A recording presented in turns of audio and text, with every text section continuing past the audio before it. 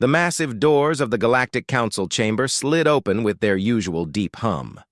Representatives from 12 different worlds walked through, their various forms creating a colorful parade of alien life. Some walked on two legs, others floated, and a few rolled on mechanical wheels they had built for themselves. Chairman Veltar settled his large blue-scaled body into the central seat. His four eyes scanned the curved rows of seats that surrounded him like a giant bowl. Everything looked normal for their monthly meeting. The Vorthak delegation took their usual spots on the left side. The tall, thin Zephyrians floated to their preferred elevated platforms.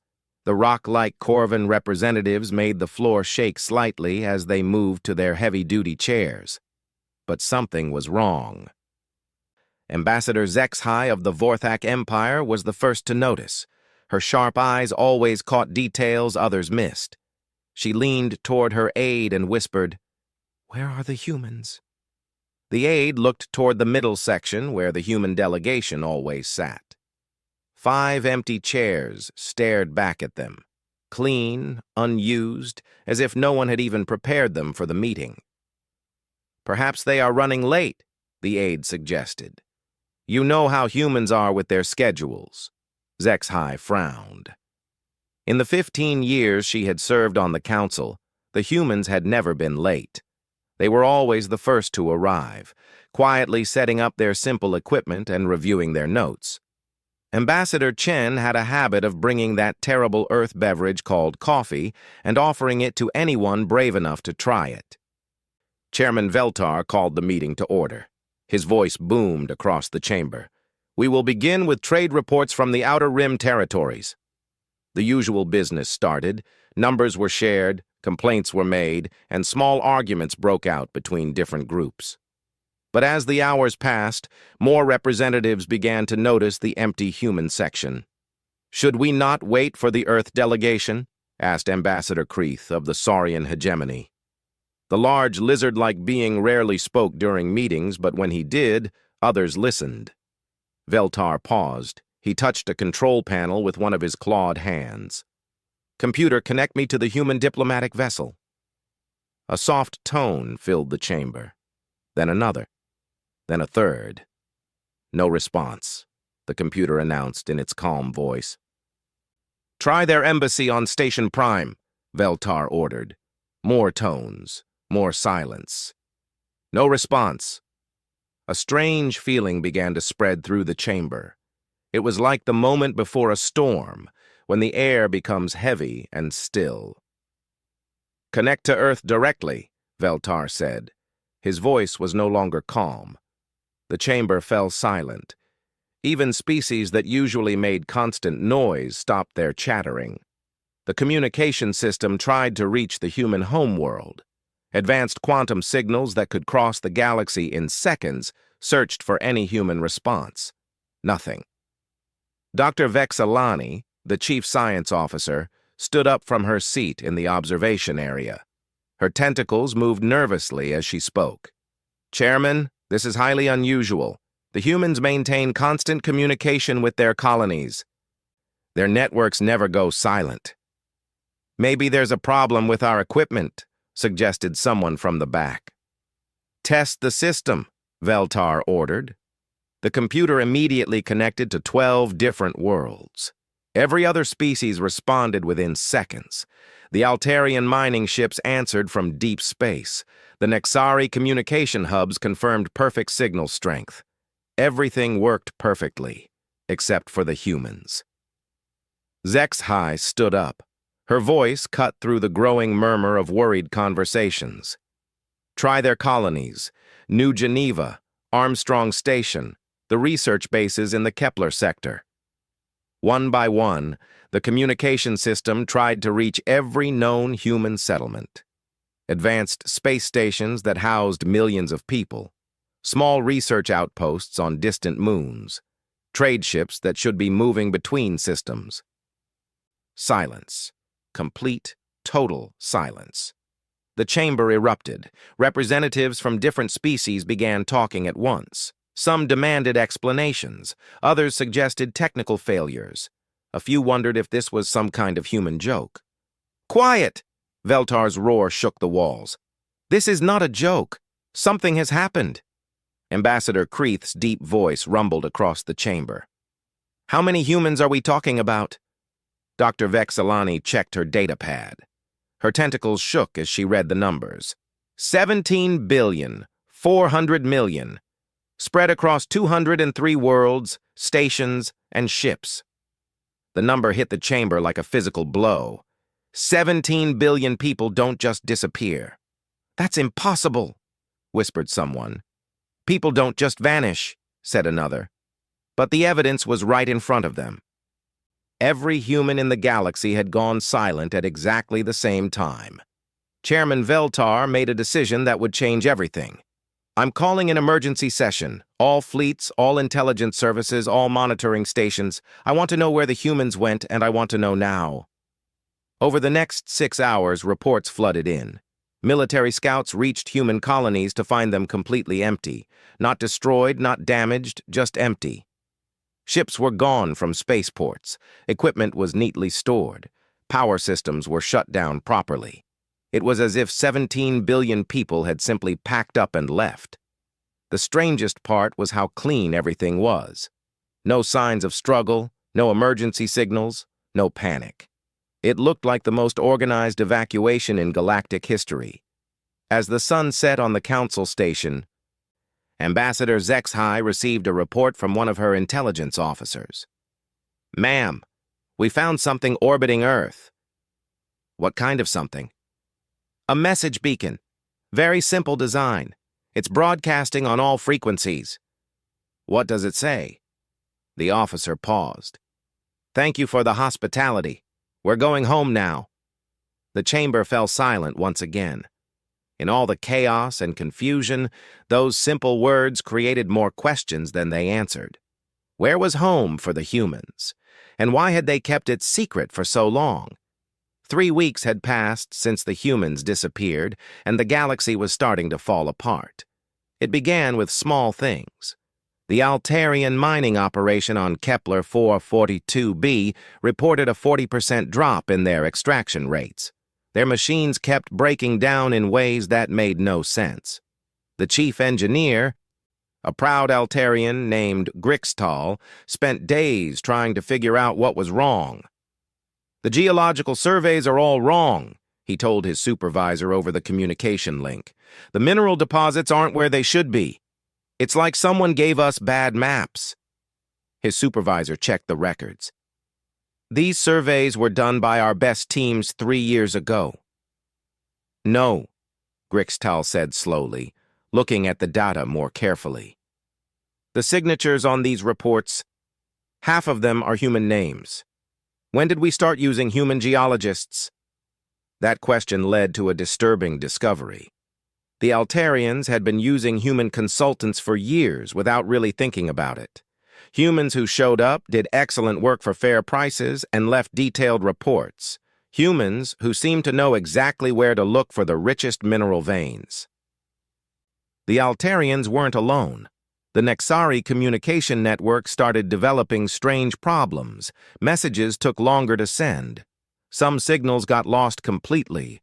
The network engineers worked day and night trying to fix the issues. I don't understand it, complained Senior Engineer Fluxara.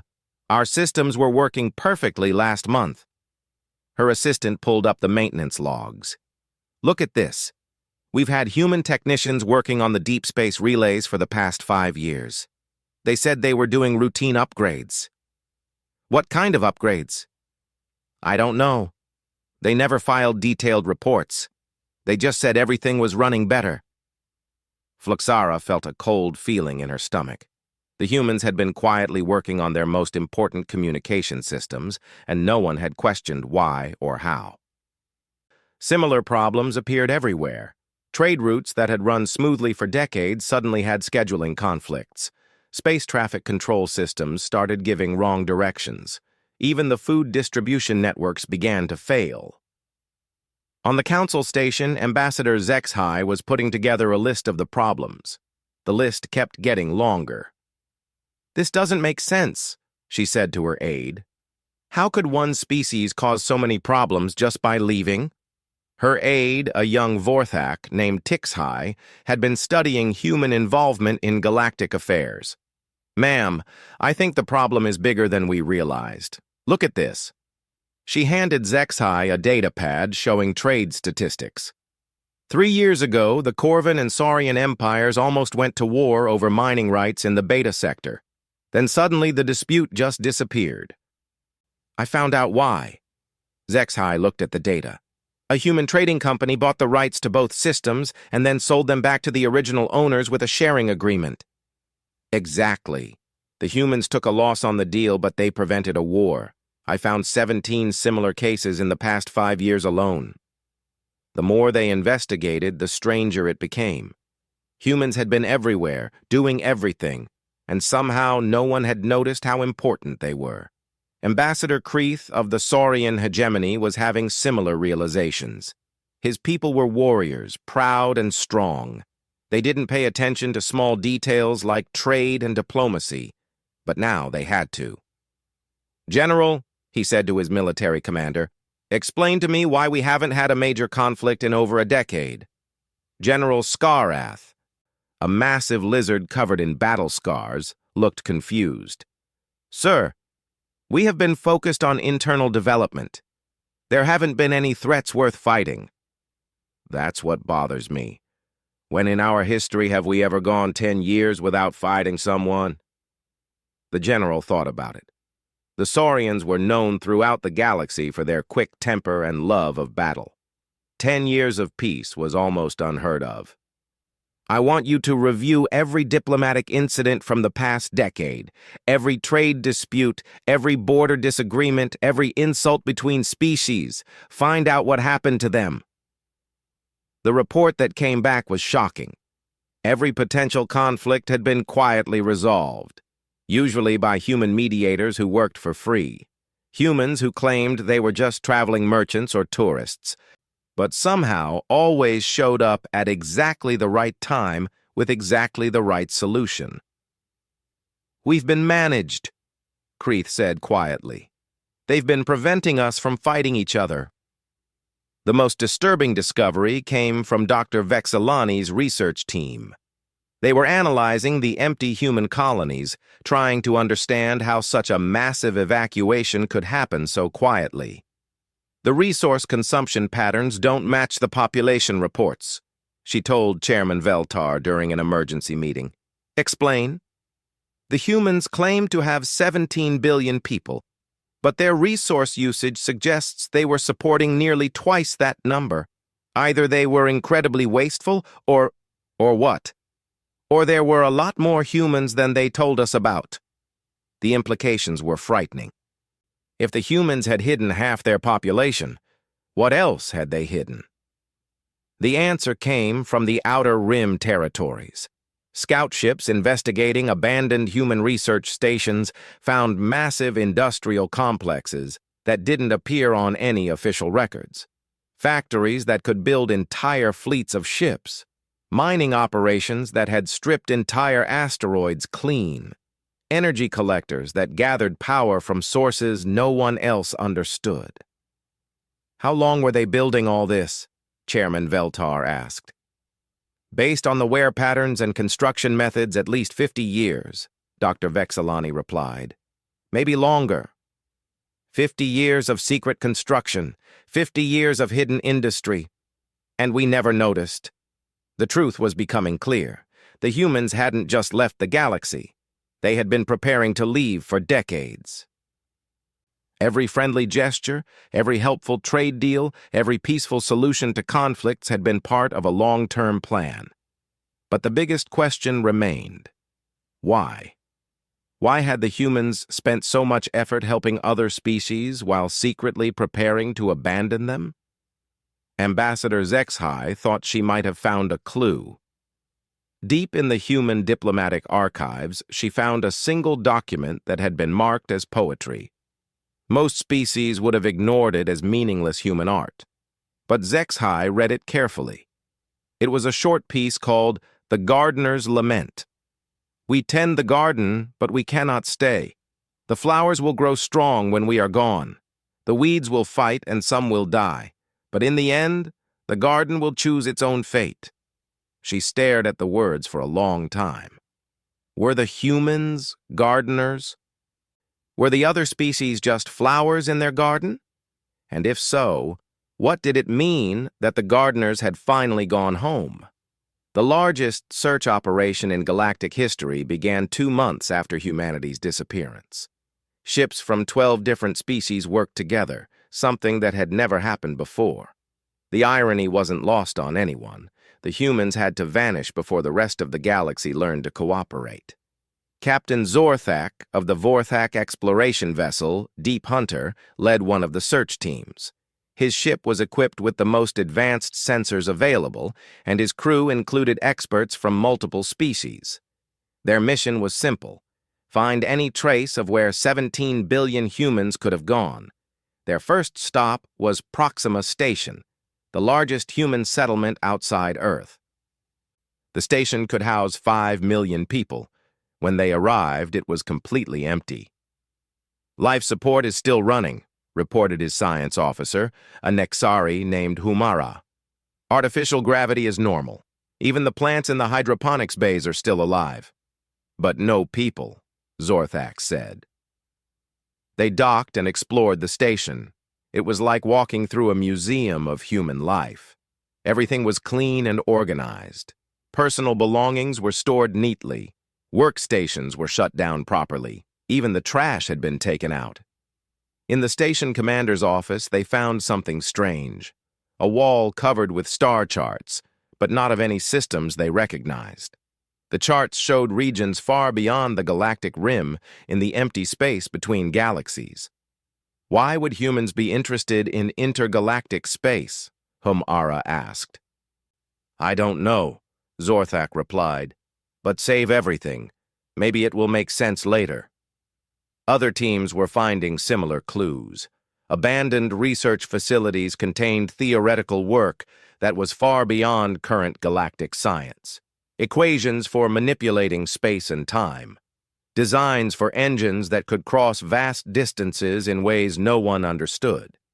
Research into something called dimensional folding that seemed like science fiction. Dr. Vexilani was studying these discoveries in her lab on the Council Station. The more she learned about human technology, the more confused she became. "This doesn't make sense," she said to her assistant. "According to our records, humans only achieved faster-than-light travel 300 years ago.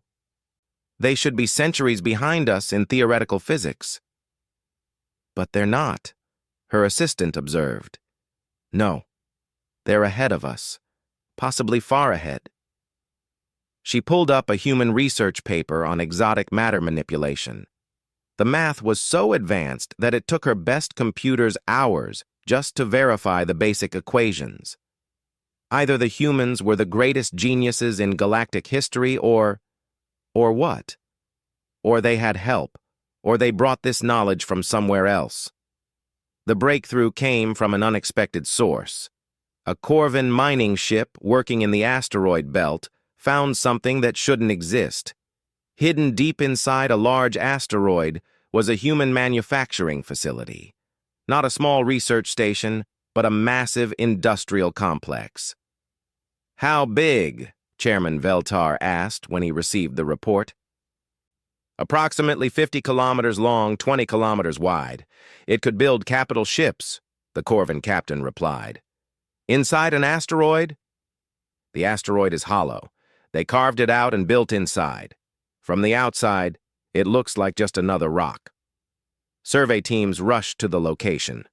What they found changed everything they thought they knew about human capabilities. The facility was incredibly advanced, with manufacturing techniques that were completely unknown to the rest of the galaxy. But the most disturbing discovery was in the computer records. Production logs showed that the facility had been building ships for over a century. Not small ships or transport vessels, but massive warships with weapon systems that made the best galactic military hardware look primitive. "Where are all these ships, Ambassador Zexhai asked when she reviewed the data. That's what we're trying to figure out, Dr. Vexilani replied. The logs show they built over 10,000 vessels of various sizes. All of them are gone. The search expanded.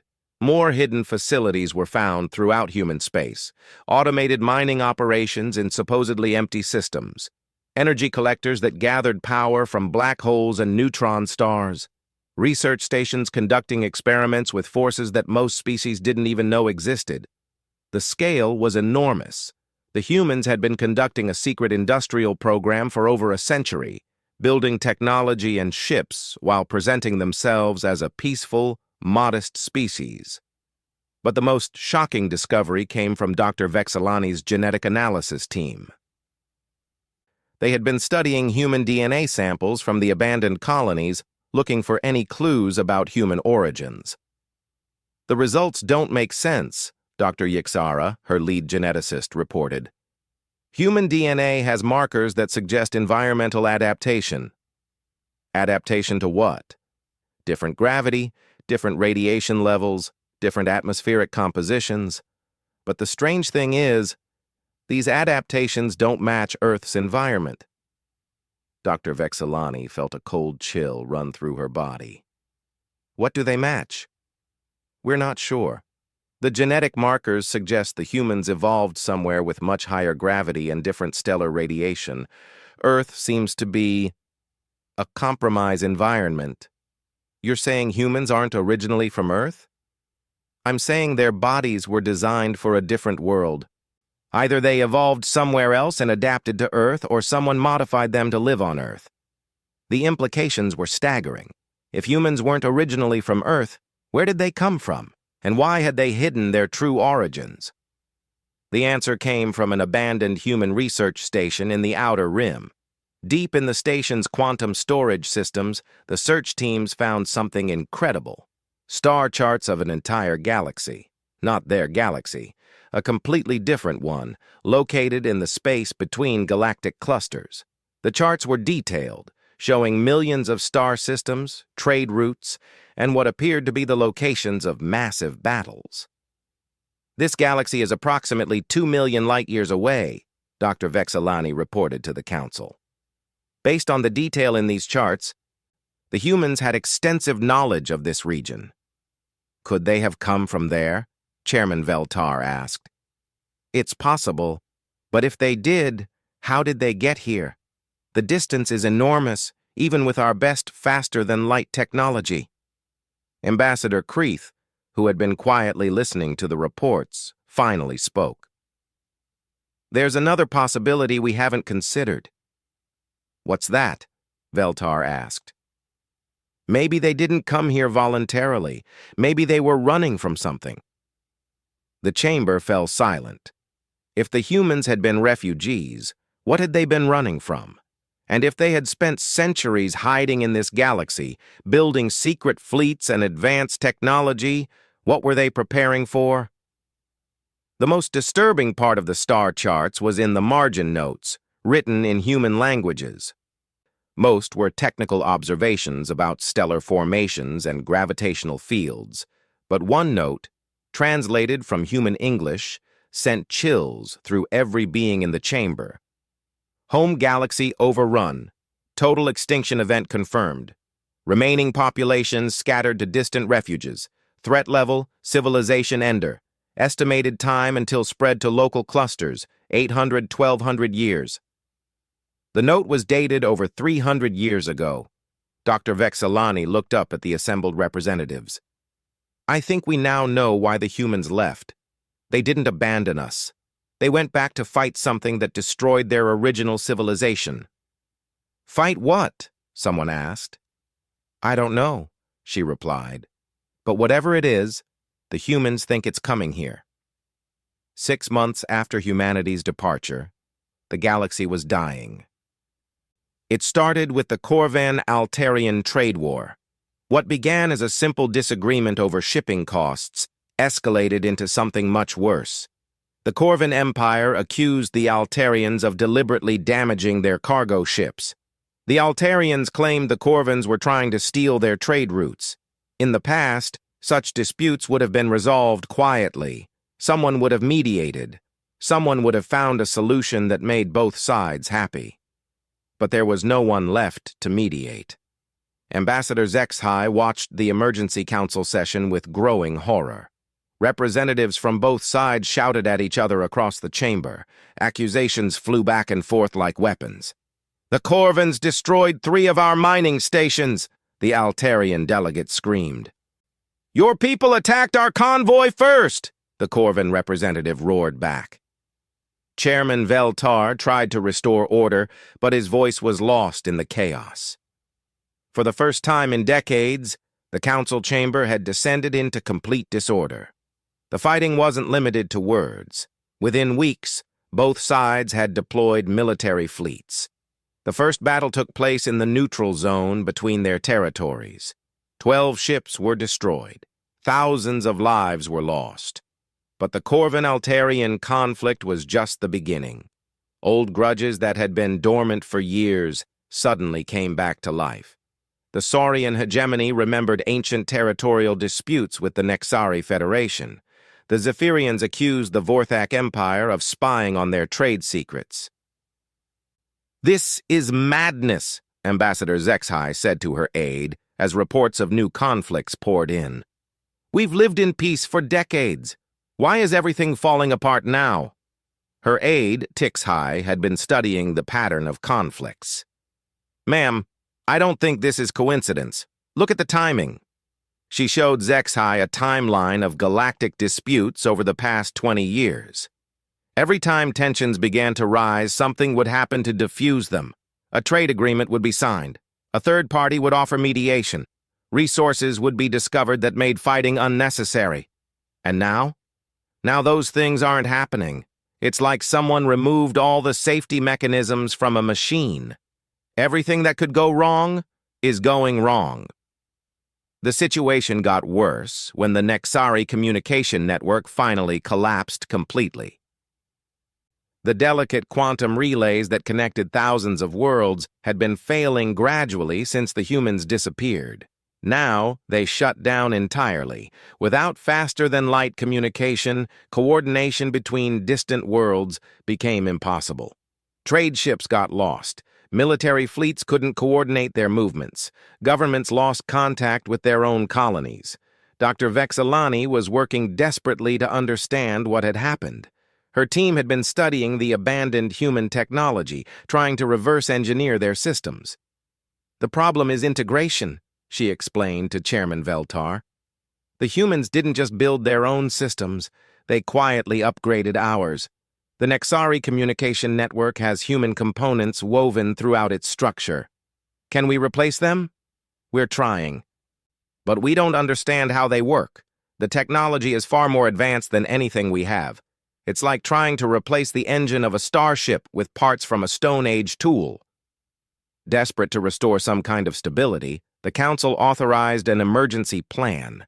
They would try to activate some of the abandoned human technology. If they could get the communication networks working again, maybe they could stop the galaxy from tearing itself apart. The plan was a disaster. When Council engineers tried to power up a human communication relay, the entire station's power grid overloaded. Emergency systems that should have prevented the overload simply didn't work. Backup power supplies exploded. The station nearly lost life support completely. "The human technology has built-in safeguards," Dr. Vexilani reported after investigating the accident. "But the safeguards are designed to prevent unauthorized use.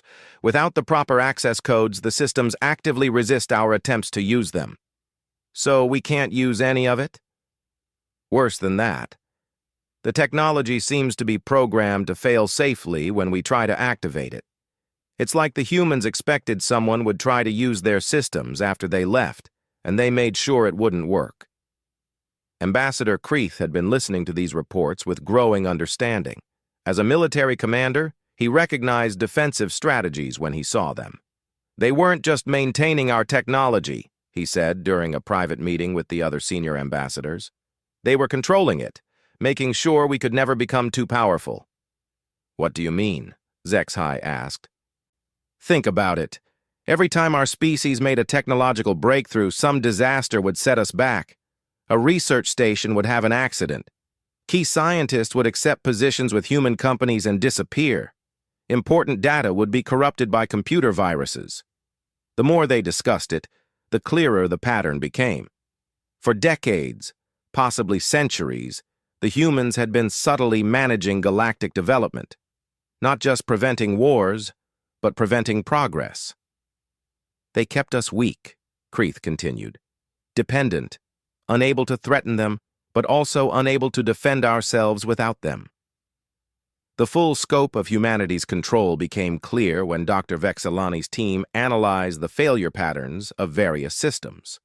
Transportation networks, manufacturing facilities, defense systems, even agricultural programs, all of them had human components that were now failing. "We're not just losing their help," she reported to the Emergency Council session. "We're losing our entire technological infrastructure. They built us a civilization, but they kept control of all the important parts."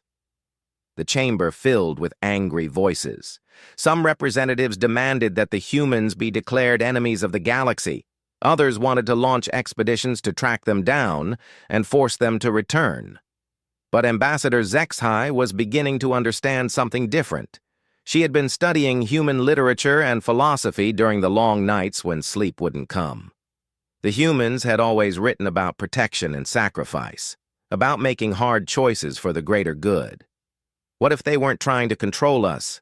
she said, standing up to address the chamber. "What if they were trying to protect us?" The room fell silent. "Think about what we've learned. The humans were refugees from another galaxy. They came here with advanced technology and found us fighting each other with primitive weapons. They could have conquered us easily." "But they didn't," Chairman Veltar said slowly. "No. Instead, they integrated themselves into our society. They prevented our wars. They managed our development. They kept us safe." "Safe from what?" someone asked. Zexhai looked around the chamber at the representatives of 12 different species. All of them were afraid. All of them were angry. And for the first time in decades, all of them were preparing for war. "Safe from ourselves," she said quietly. "And safe from whatever destroyed their original home." The truth was becoming clear, but it was almost too terrible to accept. The humans hadn't been gardeners tending flowers. They had been shepherds protecting a flock from wolves. And now the shepherds were gone, leaving the flock to face whatever was coming. The question was, were the sheep ready to become wolves themselves? Or would they be devoured when the real predators arrived? 1 year after humanity's departure, the galaxy had reached its darkest hour. 3 major wars raged across dozens of systems. The communication networks remained broken. Entire sectors had gone dark, cut off from all contact with the rest of galactic civilization. Chairman Veltar stood alone in his private office, staring out at the stars. The council station itself was under threat. The Saurian and Nexari fleets were only days away from a battle that could destroy the seat of galactic government. After 1,000 years of peace, everything was falling apart. That's when the message arrived. It came from the Deep Space Monitoring Station on the Galactic Rim, the same place where scientists watched for meteors and cosmic radiation. The signal was unlike anything they had ever detected. A quantum burst transmission from beyond the galaxy itself. "Sir," the communications officer called urgently, "you need to see this immediately." Veltar rushed to the command center. On the main screen was a simple message in 12 different languages, including all the major galactic species. "To our friends in the Milky Way galaxy, this is Admiral Sarah Chen, speaking for the Human Diaspora Fleet. We hope this message finds you well. Though we suspect you are facing difficulties, we promised you an explanation. The time has come to provide it." The transmission continued, and Veltar felt his heart skip a beat as the truth finally emerged. We were not originally from your galaxy. Our people came from what we called the Andromeda Galaxy over 800 years ago. We were refugees, survivors of the greatest catastrophe our species had ever known. Admiral Chen's voice remained calm and professional, but Veltar could hear the weight of terrible memories behind her words. Our home galaxy was consumed by a force we came to call the Devourers. They are not a single species, but a collective intelligence that spreads from world to world, system to system, consuming everything in their path. They don't just destroy civilizations, they absorb them, turning entire populations into extensions of their collective mind. The message paused, and Veltar felt a chill run through his massive frame. The war lasted 3,000 years. Billions died. Entire species were wiped from existence. In the end, we had a choice: stay and die with our home, or scatter to the distant galaxies and hope to rebuild somewhere safe. We chose to live. The transmission shifted, showing star charts and battle formations that meant nothing to Veltar but somehow felt ominous. When we arrived in your galaxy, we found something wonderful. Dozens of young species with incredible potential, but no experience with threats like the Devourers. You were all so beautifully innocent, fighting your small wars over trade routes and territory, never imagining what real darkness looked like. We made a decision that has haunted us for centuries. We chose to become your hidden guardians. Veltar understood now. The humans hadn't been conquerors or controllers. They had been protectors, standing between the galaxy and a threat none of the other species could even imagine. We integrated ourselves into your societies not to control you, but to prepare you. Every conflict we prevented taught you about cooperation. Every technological limitation we imposed was to keep you from developing weapons that would attract the Devourer's attention. Every crisis we managed was practice for the real test that was coming. The message showed images now, massive human ships unlike anything that had ever been seen in the galaxy, fleets that could darken suns, weapons that could crack planets, technology that seemed more like magic than science. For 800 years, we watched the edge of the galaxy. We built defenses, we prepared, we trained, and we waited. 6 months ago, our deep space sensors detected the first signs. The Devourers have found us. The chamber fell silent except for the hum of the ventilation systems. Veltar realized he had been holding his breath. We have returned to Andromeda to make our stand, not because we abandoned you, but because we must face them as far from your worlds as possible. The war will be terrible. Many of us will not survive. But if we can delay them, if we can weaken them, you will have time. Time to grow. Time to unite. Time to become the civilization we always knew you could be. The message shifted again, and Admiral Chen's face appeared on the screen. She was older than the humans the council members remembered, with gray hair and lines around her eyes that spoke of terrible burdens carried for too long. We know you are angry with us. We know you feel betrayed and abandoned. You have the right to those feelings, but understand, everything we did was to give you this chance. The safeguards we built into your technology are now deactivated. You have full access to everything we left behind: the manufacturing facilities, the defensive systems, the star charts that show you how to reach us when you're ready. But you must be ready together.